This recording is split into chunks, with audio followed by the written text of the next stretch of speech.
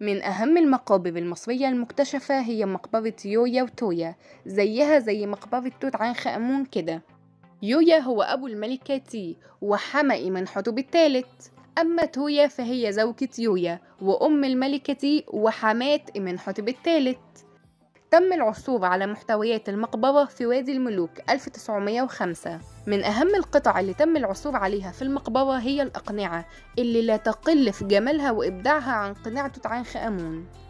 القناع ده ليويا مصنوع من الكرتوناج المذهب، وملامح الوجه منحوتة بدقة، لأن ده بيسهل على الروح التعرف على الجسد في العالم الآخر حسب الاعتقاد المصري القديم. أما قناع تويا فهنشوف جماله في الابتسامة الهادية وعينيها وحواجبها المطعمين بالزجاج الأزرق والكوارتز. ما تنساش تعمل متابعة ولايك وشير، ولو انت على اليوتيوب تشترك في القناة وتستنى الفيديو